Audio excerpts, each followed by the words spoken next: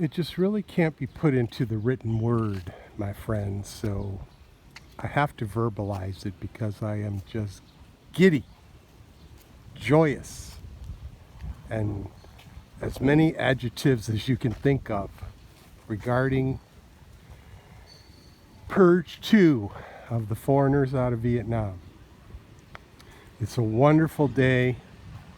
Yesterday, they listed the announcement on the Vietnamese immigration website.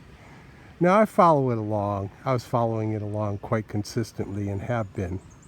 And every fourth or fifth day of the month, they will put an announcement saying that foreigners that arrived after March of 2020, when the onset of the COVID pandemic began, are allowed a free visa extension until the end of the month. And that went on and on and on for 20 fucking months until yesterday, when, to my utter delight, the new announcements posted said the extensions are rescinded, they are finito, they are finished, they are done, they are gone. You have till January 15th to get the fuck out of Vietnam if you are one of these foreigners that have been freeloading in this country for the last 20 months. And I just feel so, it's a sense of wonderful, it's a sense of relief, it's a sense of just great things. I'll show you this ball. They've hung these things here. I don't know what they say exactly. But then there's this big lantern with a watercolor painting on it, which is just pretty awesome. You know, there's the old Japanese bridge. This is a depiction of Hoi An, ancient town. I can't get around the whole back side of it. You know, flowers and lanterns and tigers, and they're dressing up Lunar New Year right around the corner, just, you know, about 3 weeks away. Still got Santa Claus here and a Christmas tree from Christmas, but there's signs and lanterns everywhere. Like, you can see the bridge here is decorated, all the bridges are decorated. They go all out for Tet. It's huge. Lunar New Year is very big. It's Christmas, Thanksgiving, Easter, you know, everything rolled into one. But I digress. Well, not really, because the Lunar New Year is fascinating. It's important to the Vietnamese people. It's a big deal. We'll be going to Anley's family's house on Lunar New Year, which is February 1. And there's the cultural customary exchange of money, which is put in a colorful envelope. And it's just more tradition than any kind of, you know, is there a certain amount or anything like that. I can't remember what we did last New Year's. I think it was 2 million dong for mom and dad and 500,000 for the brother. In return, we got envelopes from them for 500,000. So, you know, it's the money's irrelevant. It's the exchange of fortune for the new year, that kind of thing, you know. But yeah, this Purge 2, which I've been waiting for, has finally arrived. It has finally happened. And I just wanted to do a quick video about it. Looks like we've got some weather coming in, so I'm gonna have to get going anyways. But yeah, oh my God, it's just so fantastic. I've sort of been perusing. I began last night. I will do more shortly when I get home. Perusing the Facebook sites here to see all of the freeloading motherfuckers having a sad because they're out of here. Book a flight. You know, international flights have been available the last several months, in my opinion, but particularly January 1, a lot of the airlines here, Vietjet Air, Vietnam Airlines, Bamboo Airways, Qatar, there's been several airlines that have opened up international flights to Europe and America and to other parts of Southeast Asia. So it's get the fuck out time. The party's over.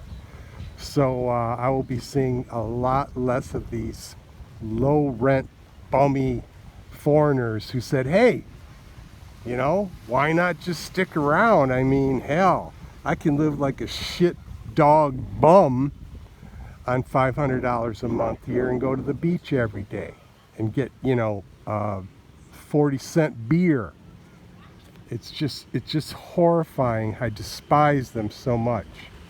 But they're gone now, so we will revert back to a limited tourism at some point further along in the year, where anybody from the West that wants to visit Vietnam is going to pay a pretty penny to do so.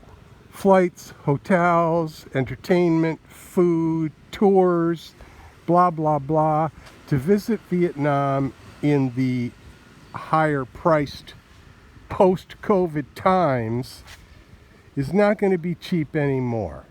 You know, my understanding now is one-way flights from America. I think it's mostly from California and other hubs I imagine will eventually open up, but you're talking $4,000 US one way. So it's $8,000 to fly back and forth to Vietnam. And then you'll get a 30-day tourist visa, which I don't know if they're going to even do this, but the new law, which they will revert to, says that you can extend that 30 days twice for a total grand stay of 90 days. So figuring in your costs, blah, blah, blah, you're looking at 15 to 25,000 to maybe even more to come visit Vietnam for 90 days if you decide to stay that long.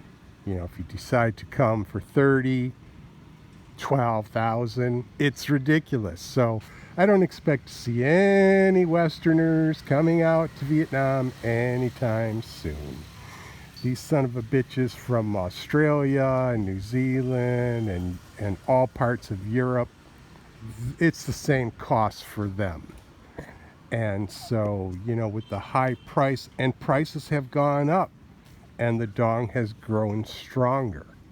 Not anything significant, not any real pain point for me, but I was getting 23,500 dong per US dollar back in 2019 in July when I arrived. Today I'm getting 22,790, so you know it's 500 dong or so, you know, which is nothing. But you know, you add it up. For example, if you do the math, and I'll do some quick math for you, for every 1,000 US, you know, it's like $140 less that I'm getting today than I did when I first arrived in Vietnam. So, you know, if you're looking at $10,000, you know, you're looking at $1,400 difference. So it is significant in some respects.